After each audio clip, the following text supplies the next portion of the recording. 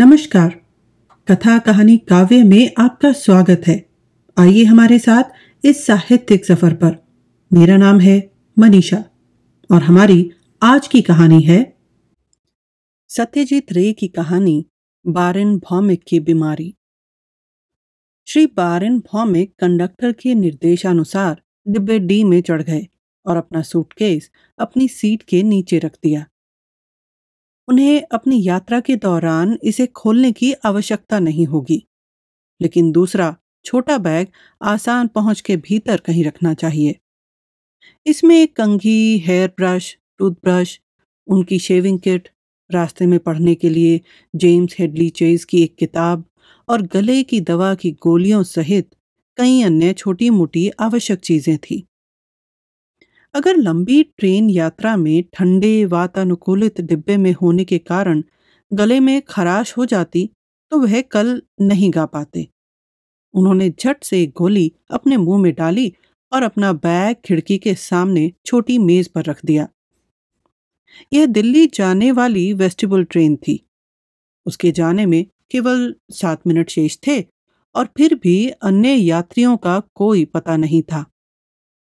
क्या वह अकेले दिल्ली की यात्रा कर पाएंगे? क्या वह इतने भाग्यशाली हैं?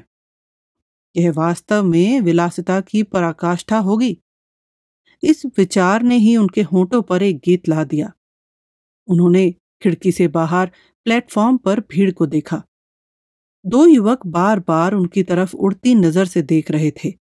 जाहिर है उनको पहचानते थे। यह कोई नया अनुभव नहीं था।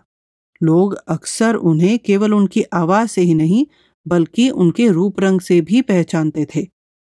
उन्हें हर महीने कम से कम आधा दर्जन लाइव परफॉर्मेंस देनी होती थी। आज रात बारेन भौमिक को सुने। वह नजरूल द्वारा लिखे गए गीतों के साथ आधुनिक हिट भी गाएंगे। पैसा और शोहरत दोनों ही बारेन भौमिक के पास भरपूर थे। हालांकि यह पिछले 5 वर्षों में ही हुआ था। इससे पहले उन्होंने काफी संघर्ष किया था। एक प्रतिभाशाली गायक होना ही काफी नहीं था। उन्हें एक उपयुक्त ब्रेक और उचित समर्थन की आवश्यकता थी। ये 1963 में हुआ जब भोला दा यानी भोला बनर्जी ने उन्हें 19 पल्ली में पूजा पंडाल में गाने के लिए आमंत्रित किया। तब से बारेन भौमिक ने पीछे मुड़कर नहीं देखा था। दरअसल वह बंगाल एसोसिएशन के जयंती समारोह में गाने के लिए दिल्ली जा रहे थे। उन्होंने प्रथम श्रेणी में उनकी यात्रा से लेकर दिल्ली में उनके ठहरने की सभी व्यवस्था करने का वादा किया था। उनका इरादा कुछ दिन दिल्ली में बिताने का था। फिर वे आगरा और फतेहपुर सीकरी जाते और 1 सप्ताह बाद कलकत्ता लौट जाते। उसके बाद फिर से पूजा का समय होगा और जीवन अति व्यस्त हो जाएगा। महोदय, दोपहर के भोजन के लिए आपका आदेश? द्वार पर कंडक्टर गार्ड दिखाई दिया। क्या उपलब्ध है? आप मांसाहारी हैं ना? आप भारतीय और पश्चिमी भोजन के बीच में चयन कर सकते हैं। यदि आप भारतीय चाहते हैं तो हमारे पास है। बारेन बाबू ने दोपहर के भोजन के लिए अपना आदेश दिया और अभी अभी एक 3 कैंसिल सिगरेट जलाई थी और एक अन्य यात्री उनके डिब्बे में आया। उसी क्षण ट्रेन स्टेशन से बाहर निकलने लगी। बारेन बाबू ने नवागंतुक की ओर देखा। क्या वह कुछ परिचित नहीं लग रहा था? बारेन बाबू ने मुस्कुराने की कोशिश की, लेकिन उनकी मुस्कान जल्दी गायब हो गई क्योंकि दूसरे की ओर से कोई जवाब नहीं आया। क्या उनसे गलती हुई थी? हे भगवान, कितना शर्मनाक है। वह मूर्खों की तरह मुस्कुराए क्यों? ऐसा ही कुछ उनके साथ पहले भी एक बार हो चुका है। उन्होंने एक आदमी की पीठ पर बहुत जोर से घूंसा मारा था। हेलो त्रिदिब्दा, कैसे हैं आप? और पता चला वह त्रिदिब्दा थे ही नहीं। इस घटना की स्मृति ने उन्हें बाद के दिनों में बहुत परेशान किया था। भगवान ने एक को शर्मिंदा करने के लिए कितने जाल बिछाए थे। बारेन भौमिक ने एक बार फिर दूसरे व्यक्ति की ओर देखा। उसने अपनी सैंडल उतार दी थी और अपने पैरों को फैलाकर बैठा। सबसे नवीनतम इलस्ट्रेटेड वीकली के पन्नों को पलट रहा था। फिर से बारिन बाबू को यह एहसास हुआ कि उन्होंने उसे कहीं देखा है, और सिर्फ कुछ मिनटों के लिए नहीं।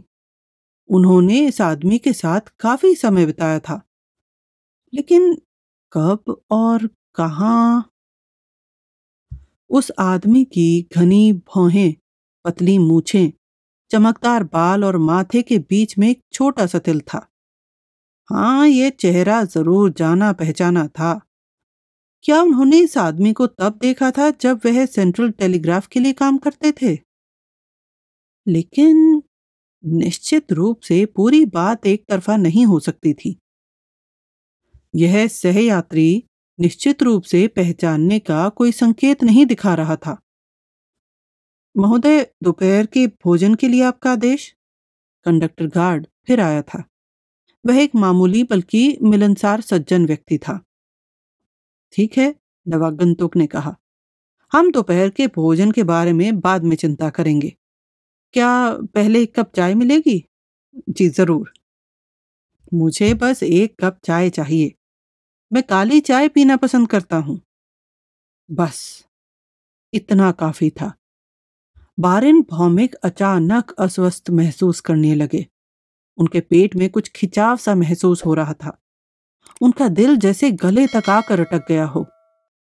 यह केवल उस व्यक्ति की आवाज ही नहीं, बल्कि उसके द्वारा बोले गए शब्द विशेष पर जोर देना था। काली चाय। बारिन बाबू के मन से अनिश्चितताओं को दूर करने के लिए इतना ही काफी था।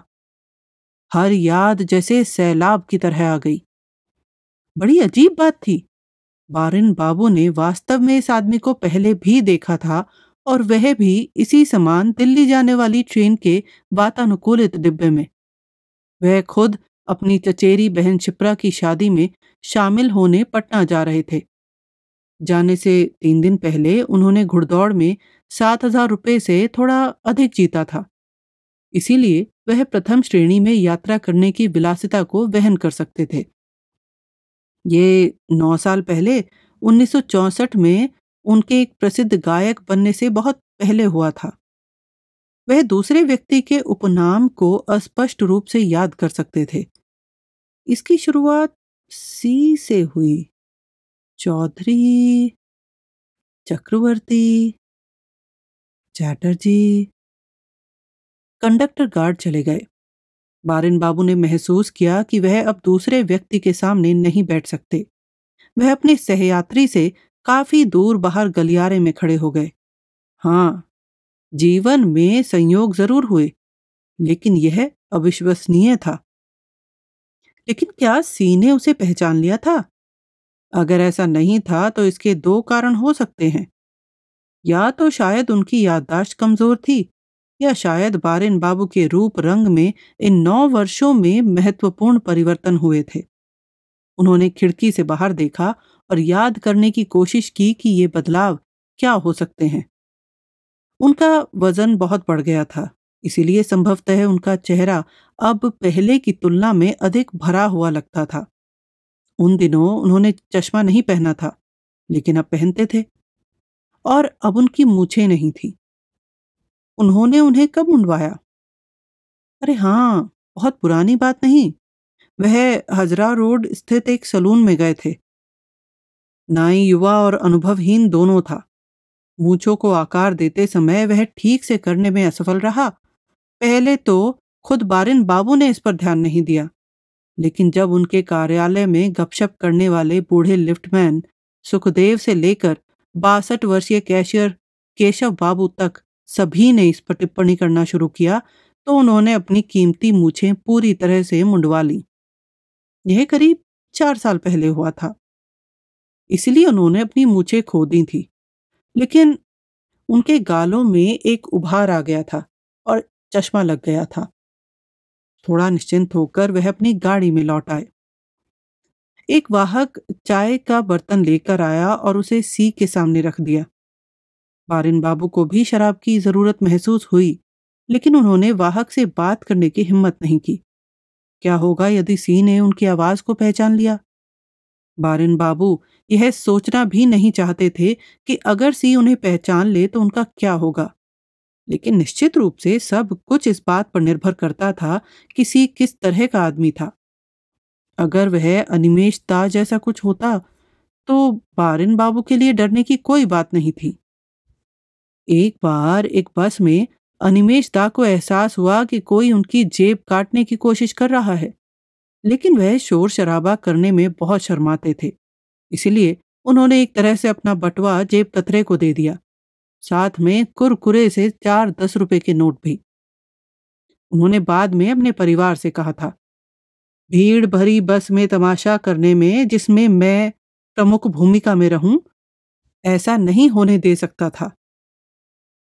क्या यह आदमी कुछ ऐसा ही था?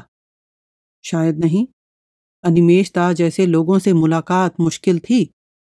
इसके अलावा उनकी शैली बहुत आश्वस्त करने वाली नहीं थी। उसके बारे में सब कुछ, वे झाड़ीदार भौहें, कुंद नाक और बाहर निकली हुई ठुड्डी, ऐसा प्रतीत होता था कि वह अपने बालों वाले हाथों से बारिन बाबू का गला पकड़ने में बिल्कुल भी संकोच नहीं करेगा और कहेगा, क्या तुम वही आदमी नहीं हो जिसने 1964 में मेरी घड़ी चुरा ली थी? बदमाश, मैंने ये 9 साल तुम्हारी तलाश में बिताए हैं। आज मैं। बारिन बाबू ने और सोचने की हिम्मत नहीं की। इस वातानुकूलित डिब्बे में भी उनके माथे पर पसीने की बूंदें आ गई थी। वे अपनी बर्थ पर फैलकर लेट गए और अपने बाएं हाथ से अपनी आंखों को ढक लिया। किसी की आंखें उसके बारे में सब कुछ बता सकती थी। दरअसल सी सिर्फ इसीलिए जाना पहचाना लग रहा था क्योंकि बारिन बाबू ने उसकी आंखों के रूप रंग को पहचान लिया था। वह अब घटनाओं को स्पष्ट रूप से याद कर सकते थे। बात सिर्फ सी की घड़ी चुराने की नहीं थी।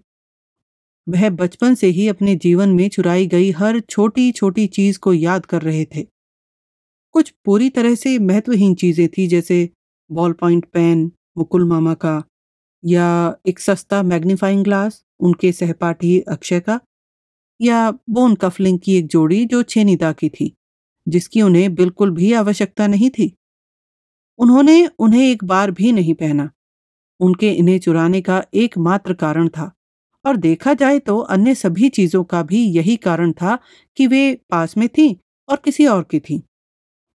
12 से 25 साल की उम्र के बीच बारेन भौमिक ने विभिन्न लोगों से कम 50 अलग अलग चीजें उठा अपने घर में संग्रहित की थी। इसे कोई चोरी के सिवा और क्या कह सकता है? उसके और एक नियमित चोर के बीच एकमात्र अंतर यह था कि एक चोर जीवन में जीवित रहने के लिए चुराता है। बारेन बाबू ने आदत से ऐसा किया। उन पर कभी किसी को शक नहीं हुआ, इसलिए वह कभी पकड़े नहीं गए। बारेन बाबू जानते थे कि यह आदत चीजों को चुराने की है अजीब मजबूरी, एक तरह की बीमारी है। एक बार उन्होंने इसके लिए एक चिकित्सीय शब्द भी अपने एक डॉक्टर दोस्त से सीखा था, लेकिन अब उन्हें वह शब्द याद नहीं था। लेकिन सी की घड़ी वह आखिरी चीज थी जिसे उन्होंने चुराया था। पिछले 9 वर्षों में उन्होंने कभी भी अचानक उस तीव्र इच्छा का अनुभव नहीं किया था।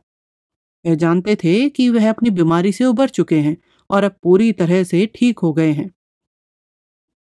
सी की घड़ी चुराने और अन्य सभी छोटी छोटी चोरी में शामिल होने के बीच अंतर यह था कि वह वास्तव में उस घड़ी को चाहते थे। यह यात्रा करते समय पहनी जाने वाली स्विट्जरलैंड में निर्मित एक सुंदर घड़ी थी। यह एक नीले वर्गाकार डिब्बे में रखी थी और ढक्कन उठाते ही सीधी खड़ी हो जाती थी। यह एक अलार्म घड़ी थी और अलार्म की आवाज इतनी मधुर थी कि उससे जागने में आनंद आता था। बारेन बाबू ने इन 9 वर्षों में लगातार उस घड़ी का इस्तेमाल किया था। वह जहां भी जाते थे उसे अपने साथ ले जाते थे।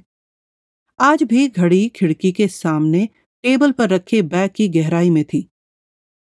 कितनी दूर जा रहे हैं? बारेन बाबू ने शुरुआत की। दूसरा आदमी वास्तव में उनसे बात कर रहा था। दिल्ली। माफ कीजिए, दिल्ली। पहली बार अपनी आवाज छिपाने के प्रयास में बारेन बाबू ने इतनी धीरे से बात की थी कि आदमी ने उसे स्पष्ट रूप से नहीं सुना था। क्या आपको यहाँ कुछ ज्यादा ठंड लग रही है? क्या यही आपकी आवाज को प्रभावित कर रहा है? न, नहीं। ऐसा हो सकता है, बिल्कुल। वास्तव में अगर धूल ना हो तो मैं साधारण प्रथम श्रेणी से जाना पसंद करता हूँ। बारिन बाबू ने एक शब्द भी नहीं कहा।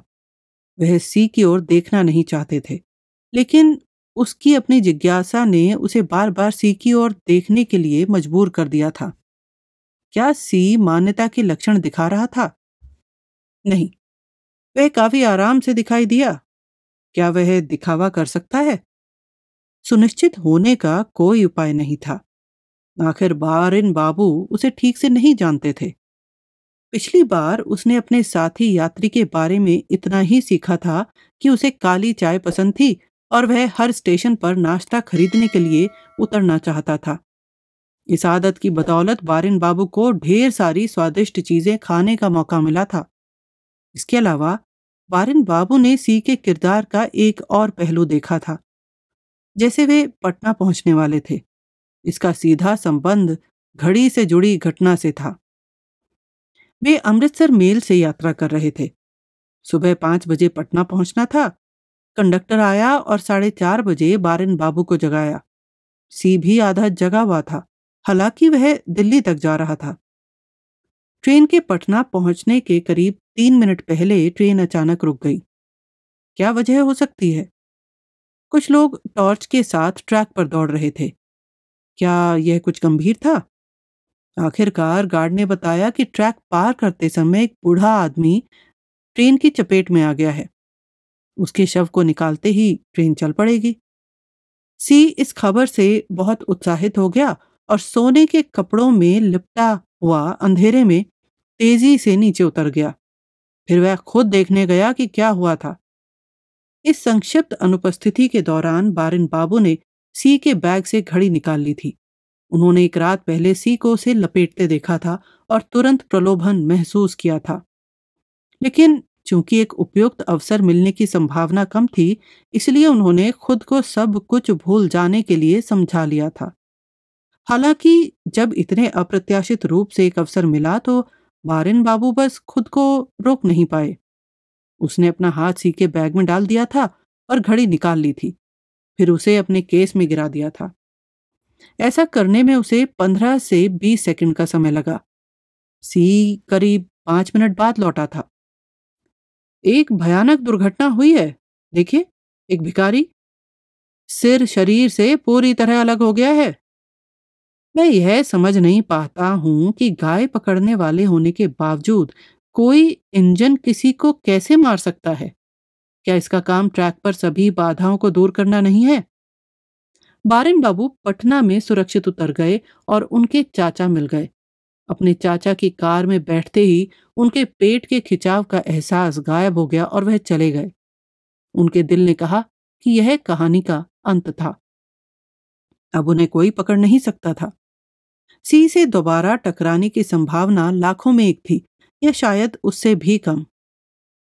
लेकिन कौन जानता था कि एक दिन सालों बाद इतने अविश्वसनीय संयोग से वे फिर मिलेंगे। बारिन बाबू ने अपने मन में सोचा, इस तरह की बात किसी को अंधविश्वासी बनाने के लिए काफी है। क्या आप दिल्ली में रहते हैं या कलकत्ता? सी ने पूछा। बारिन बाबू ने याद किया कि पिछली बार भी उन्होंने उनसे बहुत सारे सवाल पूछे थे। वह उन लोगों से नफरत करते थे जो दोस्ताना व्यवहार करने की कोशिश करते थे। कलकत्ता, बारिन बाबू ने कहा। ओह नहीं, उसने अपनी सामान्य आवाज में बात की थी। उसे वास्तव में अधिक सावधान रहना चाहिए। हे भगवान, वह आदमी इन्हें इतना घूर क्यों रहा था? ऐसी दिलचस्पी का कारण क्या हो सकता है? बारिन बाबू की नब्ज फिर दौड़ने लगी। क्या आपकी तस्वीर हाल ही में अखबारों में आई थी? बारिन बाबू ने महसूस किया कि सच ना बताना मूर्खता होगी। ट्रेन में अन्य बंगाली यात्री भी थे जो पहचान सकते थे उन्हें। इस आदमी को यह बताने में कोई बुराई नहीं थी कि वह कौन थे। वास्तव में अगर उसे यह बताया जाए कि बारिन बाबू एक प्रसिद्ध गायक थे, तो उसे उस चोर से संबंधित करना मुश्किल हो सकता है जिसने कभी उनकी घड़ी चुरा ली थी। आपने यह तस्वीर कहाँ देखी? बारिन बाबू ने एक जवाबी सवाल किया। क्या आप गाते हैं? एक और सवाल। हाँ, थोड़ा बहुत। आपका नाम? बरिंद्रनाथ भौमिक। ओह, समझा, बारिन भौमिक। इसीलिए आप परिचित लग रहे थे। आप रेडियो पर गाते हैं, है ना? हाँ, हाँ। मेरी पत्नी आपकी प्रशंसक हैं। क्या किसी समारोह में गाने के लिए दिल्ली जा रहे हैं? हाँ। बारिन बाबू उसे ज्यादा कुछ नहीं बताने वाले थे। यदि एक साधारण हाँ या नहीं कहना पर्याप्त होता तो कुछ और कहने की आवश्यकता ही नहीं थी। मैं दिल्ली में एक भौमिक को जानता हूँ। वह वित्त मंत्रालय में है, नीतीश भौमिक। क्या वे आपके रिश्तेदार हैं? वास्तव में नीतीश बारिन बाबू के चचेरे भाई थे। एक व्यक्ति जो अपने कठोर अनुशासन के लिए जाना जाता है। एक करीबी रिश्तेदार, लेकिन व्यक्तिगत रूप से बारिन बाबू का करीबी नहीं था। नहीं, मुझे खेद है कि मैं उन्हें नहीं जानता। बारिन बाबू ने यह एक झूठ बोलने का निश्चय किया। वह चाहते थे कि आदमी बात करना बंद कर दे। वह इतनी बातें क्यों जानना चाहता था? ओह, अच्छा अच्छा। दोपहर का भोजन आ गया था। उम्मीद है कम से कम थोड़ी देर के लिए सवालों का सिलसिला थम जाएगा। और काम हो गया। सी को जाहिर तौर पर खाने में मजा आया। वह अपने भोजन पर ध्यान केंद्रित करने लगा और चुप हो गया। बारिन बाबू को अब वह सब घबराहट महसूस नहीं हुई, लेकिन फिर भी वे पूरी तरह से आराम से नहीं थे। उन्हें एक दूसरे के साथ कम से कम 20 घंटे और बिताने होंगे। यादें कितनी अजीब चीज थी। कौन बता सकता है कि कौन सी छोटी सी एक बात, एक इशारा, एक नजर, एक शब्द किसी पुरानी और भूली हुई स्मृति को जीवंत कर सकता है। उदाहरण के लिए, काली चाय। बारिन बाबू का मानना था कि यदि उन दो शब्दों का उच्चारण नहीं किया जाता तो वे कभी भी सी को नहीं पहचान पाते। क्या होगा अगर उन्होंने कुछ कहा या कुछ ऐसा किया जिससे सी उन्हें पहचान सके? बेशक, सबसे अच्छी बात यही होगी कि वे ना कुछ कहें और ना कुछ करें। बारिन बाबू अपनी सीट पर लेट गए, अपने पेपर बैग के पीछे अपना चेहरा छिपा लिया। जब उन्होंने पहला अध्याय समाप्त किया तो बड़ी सावधानी से अपना सिर घुमाया और सी पर एक नजर डाली। ऐसा लग रहा था कि वह सो रहा है। इलस्ट्रेटेड वीकली उसके हाथ से फर्श पर गिर गया था। उसकी आंखों पर एक हाथ रखा हुआ था, लेकिन जिस तरह से उसका सीना उठ और गिर रहा था, ऐसा लग रहा था जैसे वह गहरी नींद में सो गया हो। बारिन बाबू ने खिड़की से बाहर देखा।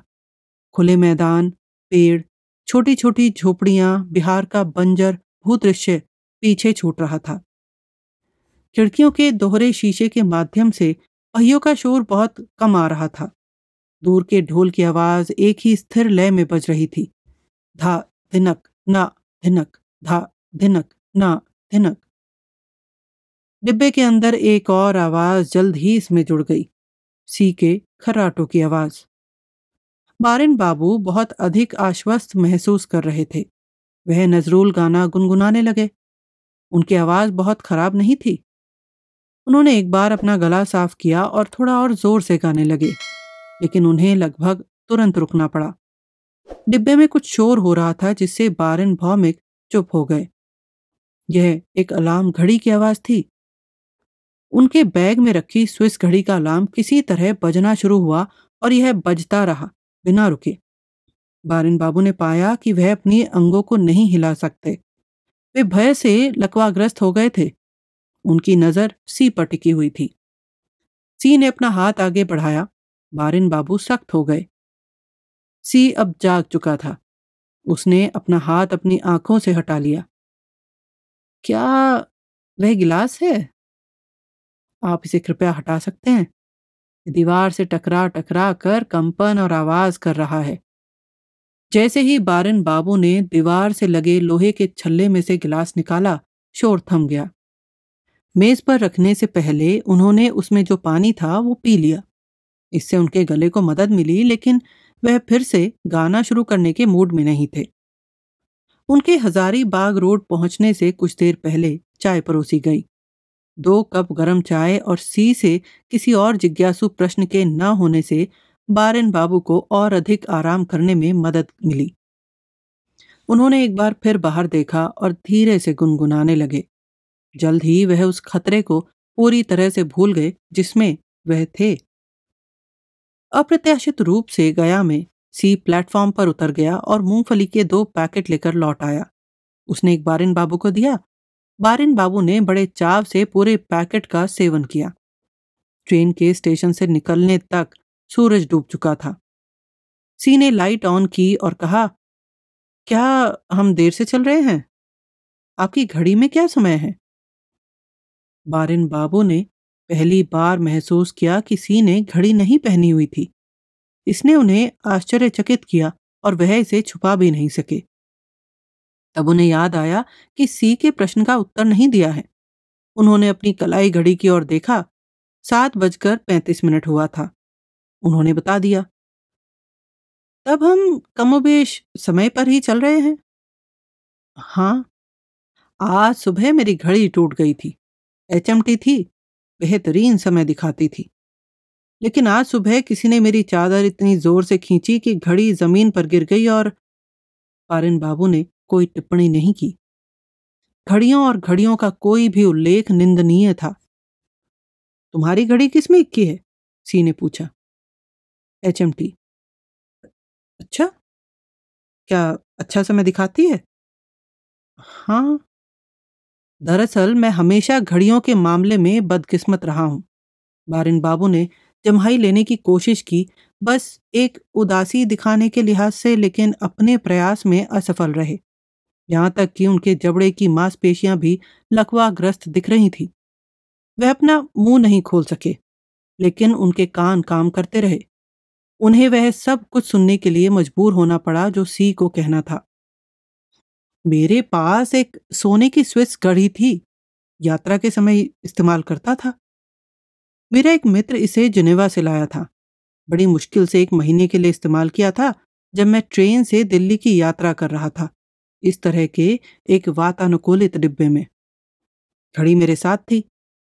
हम केवल 2 ही थे, मैं और एक बंगाली। क्या आप जानते हैं कि उसने क्या किया? जरा उसके दुस्साहस के बारे में सोचिए। मेरी अनुपस्थिति में, जबकि मैं बाथरूम गया होऊंगा या शायद कहीं और, उसने वह घड़ी निकाल ली। इतना सज्जन लग रहा था, लेकिन मुझे लगता है कि मैं भाग्यशाली हूं उसने मेरी नींद में हत्या नहीं की। उसके बाद मैंने ट्रेन से यात्रा करना बंद कर दिया। इस बार भी मैं हवाई मार्ग से जाता, लेकिन पायलटों की हड़ताल ने मेरी योजना को फेल कर दिया। बारिन भौमिक का गला सूख गया था। हाथ सुन्न हो गए थे, लेकिन वह जानते थे इस तरह की कहानी के बाद अगर उन्होंने बिल्कुल कुछ नहीं कहा तो यह अजीब लगेगा। वास्तव में यह स्पष्ट रूप से संदिग्ध प्रतीत होगा। उन्होंने बोलने के लिए जबरदस्त प्रयास किया। क्या क्या तुमने उसे नहीं खोजा? हाँ, कभी कोई चोरी की हुई वस्तु ढूंढने से मिल जाती है। लेकिन बहुत वक्त तक मैं वह नहीं भूल सका कि वो आदमी कैसा दिखता था। अब भी मुझे अस्पष्ट याद है। ना तो वह गोरा था और न काला। उसकी मूछें थी और ऊंचाई लगभग आपके जैसी रही होगी, लेकिन स्लिमर। अगर मैं उससे दोबारा मिल पाता तो उसे ऐसा सबक सिखाता जो जीवन भर याद रहता। मुक्केबाज रह चुका हूं मैं, पता है आपको? एक लाइट हैवीवेट चैंपियन। भाग्यशाली था वह आदमी कि हमारे रास्ते फिर कभी नहीं टकराए। बारिन बाबू को अब अपने साथी का पूरा नाम याद था। चक्रवर्ती, पुलक चक्रवर्ती। अजीब। जैसे ही उन्होंने बॉक्सिंग का जिक्र किया, उनका नाम टेलीविजन स्क्रीन पर एक शीर्षक की तरह बारिन बाबू के दिमाग में कौंध गया। पुलक चक्रवर्ती ने पिछली बार बॉक्सिंग को लेकर काफी बातें की थी, लेकिन अगर उसका नाम उन्हें याद आ गया था तो उससे क्या फायदा हुआ? आखिर बारिन बाबू ही अपराधी थे और अब उसके अपराध बोध का भार उठाना असंभव हो गया था। क्या हो अगर वह सब कुछ कबूल कर लें और फिर घड़ी लौटा दें? वहीं हाथ के पास उस बैग में थी। नहीं, क्या वो पागल हो रहे थे? ऐसा विचार कैसे सोच सकते थे? वे एक प्रसिद्ध गायक थे, इतना नीचे गिर जाने की बात कैसे स्वीकार कर सकते हैं? क्या उनकी प्रतिष्ठा को नुकसान नहीं होगा? क्या कोई उन्हें कभी अपने समारोह में गाने के लिए आमंत्रित करेगा? उनके प्रशंसक क्या सोचेंगे? इस बात की कहाँ गारंटी थी कि दूसरा आदमी पत्रकार या मीडिया से जुड़ा कोई नहीं था? नहीं, स्वीकारोक्ति करने का कोई सवाल ही नहीं था। शायद इसकी जरूरत भी नहीं थी। शायद वह वैसे भी पहचाना जाएगा। पुलक चक्रवर्ती उन्हें काफी अजीब तरीके से देख रहे थे। दिल्ली अभी भी 16 घंटे दूर थी। पकड़े जाने की पूरी संभावना थी। बारिन बाबू के दिमाग में अचानक एक छवि कौंध गई। उनकी मूछें वापस बढ़ गई थी। उनके चेहरा खराब हो गया था, उनका चश्मा गायब हो गया था। पुलक चक्रवर्ती ने 9 साल पहले देखे हुए चेहरे को घूर रहे थे। उनकी हल्की भूरी आंखों में विस्मय का भाव धीरे धीरे गुस्से से भरे हुए रूप में बदल रहा था। उसके होंठ पर धीमी क्रूर मुस्कान आ रही थी। हाँ, वह कह रहा था, तुम वही आदमी हो ना, है ना? अच्छा, मैंने तुम्हें पकड़ने के लिए इतने वर्षों तक प्रतीक्षा की है। अब मैं अपना छोटा सा बदला लूंगा। रात 10 बजे तक बारिन बाबू का तापमान बढ़ गया था। साथ ही साथ तेज कपकपी भी हो रही थी। उन्होंने गार्ड को बुलाया और एक अतिरिक्त कंबल मांगा। फिर उन्होंने अपने आप को दोनों कंबलों से सिर से पांव तक ढक लिया और पीठ के बल लेट गए। पुलक चक्रवर्ती ने उनके डिब्बे का दरवाजा बंद किया और उसे बोल्ट किया। बत्ती बुझाने से पहले वह बारिन बाबू की ओर मुड़ा और बोला, तुम अस्वस्थ लग रहे हो। मेरे पास कुछ बहुत असरदार गोलियां हैं, ये लीजिए, दोनों ले लीजिए। आपको वातानुकूलित कोच में यात्रा करने की आदत नहीं है ना? बारिन बाबू ने गोलियां निगल लीं। खैर, उनकी वर्तमान स्थिति देखते हुए पुलक चक्रवर्ती क्रूर सजा से उन्हें बख्श सकते हैं, लेकिन बारिन बाबू ने एक बात का मन बना लिया था। उन्हें उस घड़ी को उसके असली मालिक के सूटकेस में स्थानांतरित करना होगा। यदि संभव हो तो आज रात उन्हें इसे पूरा करने का प्रयास करना चाहिए। लेकिन जब तक उनका तापमान कम नहीं हो जाता, तब तक वह हिल नहीं सकते थे। उनका शरीर अभी भी कभी कभी कांप रहा था। पुलक चक्रवर्ती ने अपने सिर पर रीडिंग लैंप चालू किया था। उनके हाथ में एक पेपर बैग खुला हुआ था, लेकिन क्या वह इसे पढ़ रहा था या वह केवल एक पृष्ठ को देख रहा था और कुछ और सोच रहा था? उसने पन्ना क्यों नहीं पलटा? एक दो पन्ने पढ़ने में कितना समय लग सकता है? अचानक बारिन बाबू ने देखा कि पुलक की निगाहें अब किताब पर नहीं टिकी हैं। उसने थोड़ा सिर घुमाया था और उसे देख रहा था। बारिन बाबू ने आंखें बंद कर लीं। बहुत देर के बाद उसने उनमें से एक को सावधानी से खोला और पुलक चक्रवर्ती की ओर देखा। हाँ, वह अभी भी उन्हें घूर रहा था। बारिन बाबू ने फौरन अपनी आंखें बंद कर ली। उनका दिल मेंढक की तरह उछल रहा था, पहियों की ताल से मेल खा रहा था। लब डुब लब डुब लब डुब। क्लिक की एक धीमी आवाज से बारिन बाबू को लगा कि रीडिंग लाइट बंद कर दी गई थी। थोड़ा निश्चिंत होकर उन्होंने इस बार अपनी दोनों आंखें खोल दी। बाहर गलियारे की रोशनी दरवाजे की एक दरार से आ रही थी। बारिन बाबू ने देखा कि पुलक चक्रवर्ती ने अपनी किताब बारिन बाबू के बैग के पास टेबल पर रख दी थी। फिर उसने अपना कंबल अपनी ठुड्डी तक खींच लिया, बारिन बाबू की तरफ मुड़ा और जोर से जम्हाई ली। बारिन बाबू की धड़कनें धीरे धीरे सामान्य हो गईं। कल, हाँ, कल सुबह उसे घड़ी लौटानी होगी।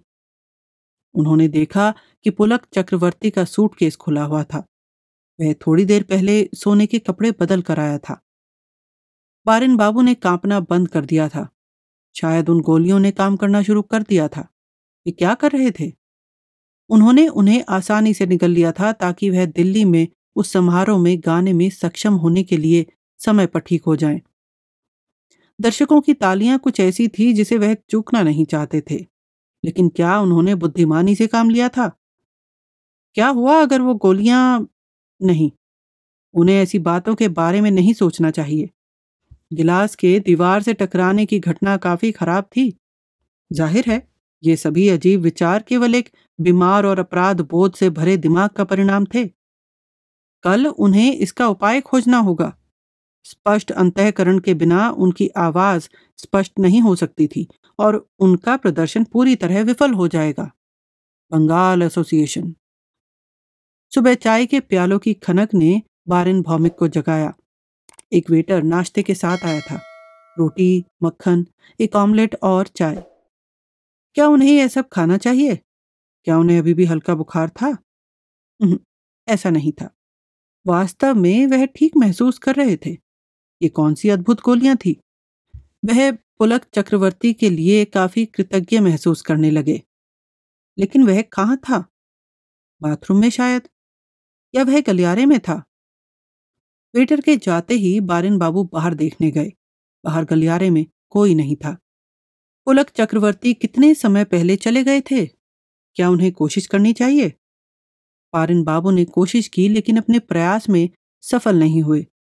उन्होंने अपने बैग से घड़ी निकाली थी और पुलक चक्रवर्ती के सूटकेस को अपने बर्थ के नीचे से निकालने के लिए नीचे झुके थे। तभी उनका सहयात्री तौलिया और हाथों में शेविंग किट लेकर अंदर आया। बारिन बाबू ने घड़ी दाहिने हाथ की मुट्ठी में बंद कर ली। उन्होंने खुद को सीधा किया। आप कैसे हैं? ठीक हैं? जी हाँ, धन्यवाद। क्या आप इसे पहचान सकते हैं? बारिन बाबू ने अपनी हथेली खोली। घड़ी उस पर पड़ी थी। उनके मन में एक अजीब सा संकल्प उठ खड़ा हुआ था। वह बहुत समय पहले चोरी करने की पुरानी आदत से उबर चुके थे, लेकिन लुका छुपी खेलने का यह धंधा क्या एक छल का रूप नहीं था? वह सारा तनाव, वे अनिश्चितताएं, मुझे क्या करना चाहिए या नहीं करना चाहिए, इस पर चिंता, उनके पेट में यह अजीब खालीपन, सूखा गला, उछलता हुआ दिल, ये सब एक बीमारी के लक्षण थे। इस पर भी काबू पाना था, अन्यथा मन को शांति कभी नहीं मिलती। पुलक चक्रवर्ती अभी अभी अपने तौलिए से अपने कानों को रगड़ने लगे थे। घड़ी की दृष्टि ने उन्हें एक मूर्ति में बदल दिया। तौलिया पकड़े उनका हाथ उनके कान से चिपका रहा।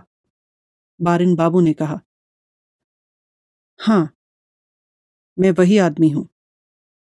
मेरा वजन थोड़ा बढ़ गया है। मैंने मूछें मुंडवा ली हैं और चश्मा पहनना शुरू कर दिया है। तब मैं पटना जा रहा था और आप दिल्ली। 1964 में। याद है वो शख्स जो हमारी ट्रेन की चपेट में आ गया था और आप जांच के लिए बाहर गए थे? खैर, मैंने आपकी अनुपस्थिति में घड़ी ले ली थी। पुलक चक्रवर्ती की निगाहें अब सीधे बारिन बाबू की ओर देख रही थी। बारिन बाबू ने उसे गहराई से देखा। उसकी आंखों का सफेद हिस्सा और सफेद हो गया था। उसके होंठ थोड़े खुल गए थे, जैसे कि वह कुछ कहना चाहता था, लेकिन उसे शब्द नहीं मिल रहे थे। बारिन बाबू ने आगे कहा, दरअसल यह एक ऐसी बीमारी थी जिससे मैं पीड़ित था। मेरा मतलब है, मैं वास्तव में चोर नहीं हूं। इसके लिए एक मेडिकल टर्म है जो इस समय मुझे याद नहीं। वैसे भी मैं अब ठीक हो गया हूं और बिल्कुल सामान्य हूं। मैंने इतने साल तुम्हारी घड़ी का इस्तेमाल किया और उसे अपने साथ दिल्ली ले जा रहा था। अब ऐसे आपसे मिला हूं, ये वास्तव में चमत्कार है ना? मैंने सोचा कि मैं इसे तुम्हें वापस कर दूंगा। मुझे आशा है कि आप मेरे खिलाफ कुछ नहीं रखेंगे। पुलक चक्रवर्ती धीमे से धन्यवाद कहने के अलावा और कुछ नहीं कह सके। वह अभी भी घड़ी को घूर रहे थे, अब अपने ही हाथ में स्थानांतरित, पूरी तरह से स्तब्ध। बारिन बाबू ने अपना टूथब्रश, टूथपेस्ट और शेविंग किट एकत्र किया। फिर वह एक तौलिया रैक से निकालकर बाथरूम में चले गए। जैसे ही उसने बाथरूम बंद किया, एक गीत गुनगुनाने लगे और यह जानकर प्रसन्नता हुई कि उनकी आवाज में पुराना प्राकृतिक माधुर्य पूरी तरह से बहाल हो गया था। दिल्ली में वित्त मंत्रालय में एनसी भौमिक को फोन मिलाने में उन्हें लगभग 3 मिनट का समय लगा। तभी उनके कान में एक गहरी जानी पहचानी आवाज आई। नमस्ते नीतिशदा, मैं बारिन बाबू हूँ। ओह, आप आ गए हैं। मैं आज शाम को आपको गाना सुनने आ रहा हूँ। तुम भी एक सेलिब्रिटी बन गए हो। किसने सोचा था कि यह संभव है? लेकिन फिर भी तुमने मुझे फोन क्यों किया? अच्छा, क्या आप पुलक चक्रवर्ती नाम के किसी आदमी को जानते हैं?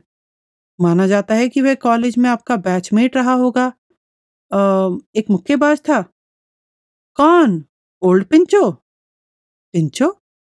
हाँ, वह व्यवहारिक रूप से जो कुछ देखता था उसे उठा लेता था। फाउंटेन पेन, लाइब्रेरी की किताबें, हमारे कॉमन रूम से टेनिस रैकेट। ये वह था जिसने मेरा पहला रॉनसन चुराया था। मज़ेदार था क्योंकि ऐसा नहीं था कि उसे जीवन में किसी चीज़ की कमी थी। उसके पिता एक अमीर आदमी थे। वास्तव में एक प्रकार की बीमारी थी। बीमारी? हाँ, क्या तुमने कभी इसके बारे में नहीं सुना?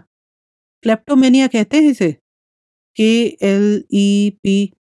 बारिन बाबू ने रिसीवर नीचे रखा और अपने खुले सूटकेस को देखने लगे।